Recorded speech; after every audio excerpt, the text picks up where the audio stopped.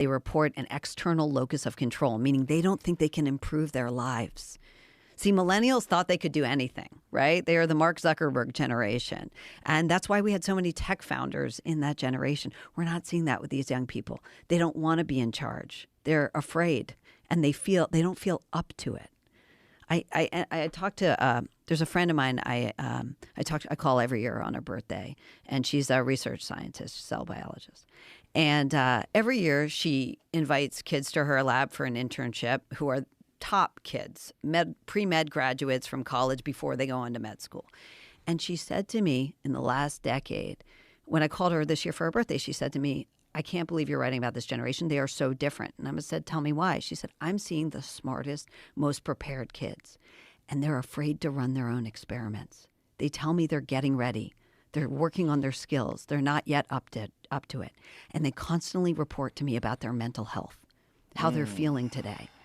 They can't just take a chance and go with it.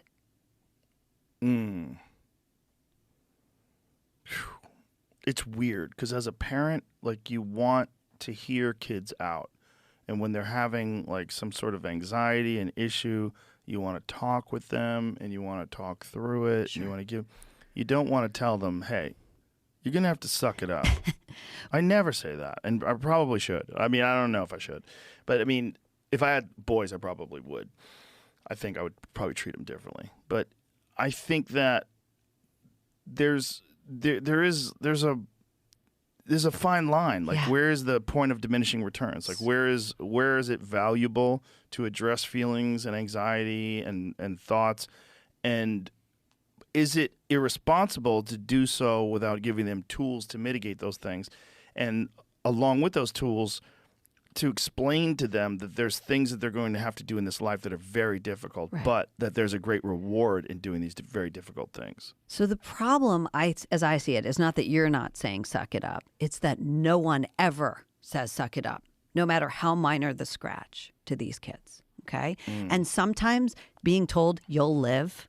Remember when Dad used to say you'll live or, shake it off? We never hear shake it off anymore. No one says it. So they don't know they can overcome even minor injuries. And the truth is they can. They can.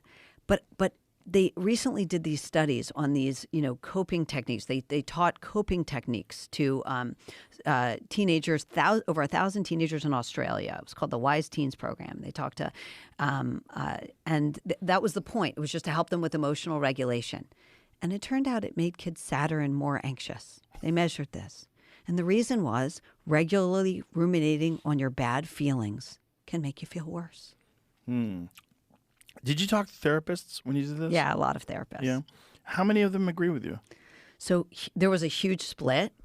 The academic research psychologists overwhelmingly agreed. They were aware of the literature, and they said, yeah, these are bad practices. Here are things we shouldn't be doing with kids.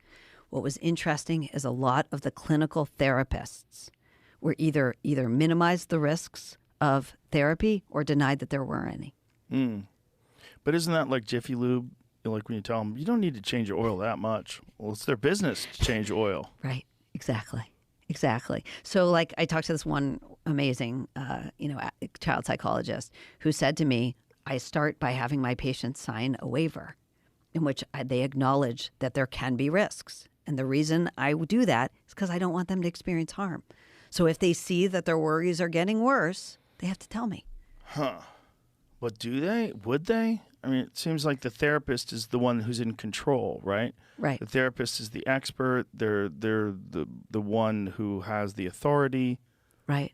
Well, I mean, this one was Camilo Ortiz was one of the, he was the one I talked to, and he was the one that I was referring to there. And first of all, he always starts a therapy by setting the number of sessions. It's not, he doesn't treat a kid like an annuity.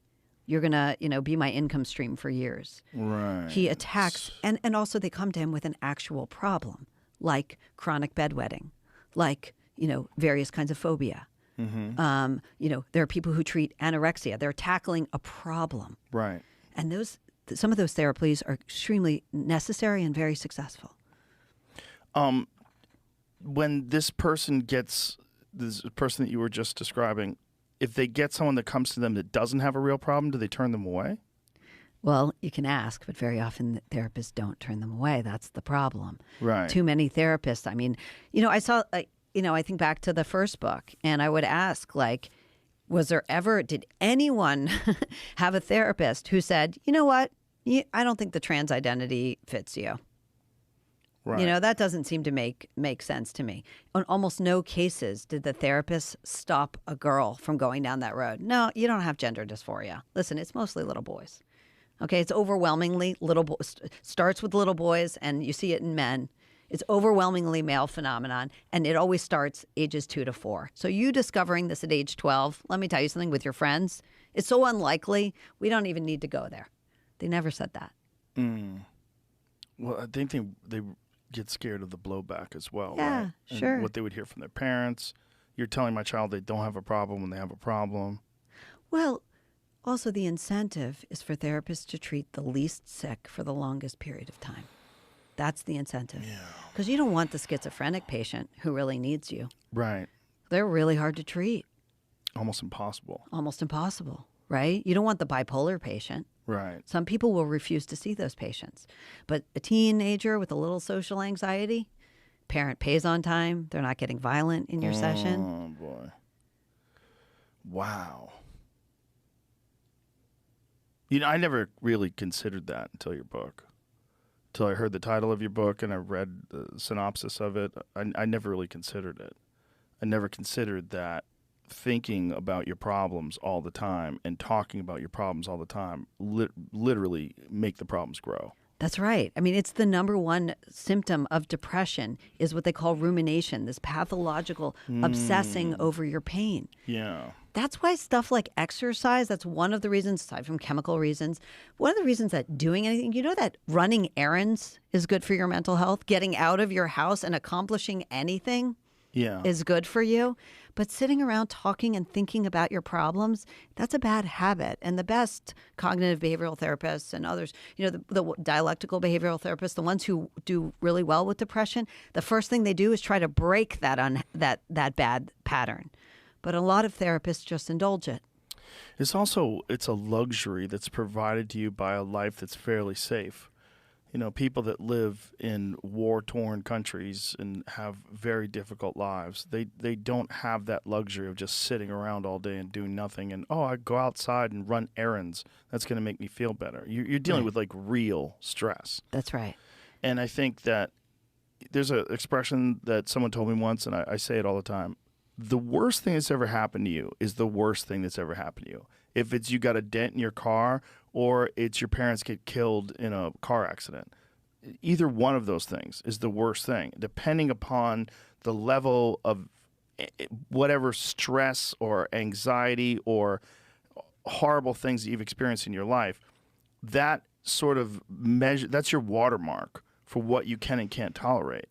That's right. And what we should be telling kids is that the amazing story of human history is of resilience. It used to be the case that people lost a sibling. That was common. People lost a parent. That still happens, right? These things still happen.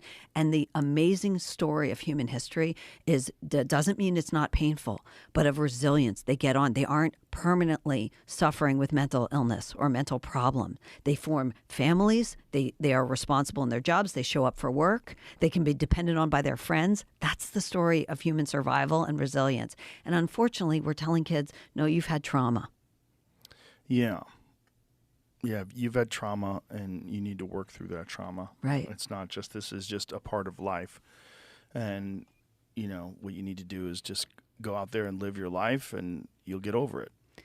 And, the thing is, the truth is that most kids and most people did. In other words, that didn't mean that dad didn't lose his job and they were forced out of they had to lose their house, or these things happen. They've happened in every family. And I think one of the many reasons that kids don't know this today is we've cut them off from extended family. The story of their grandparents is a story of resilience in almost every case, right? You hear about your family history and you're going to hear a story of pain and survival and resilience.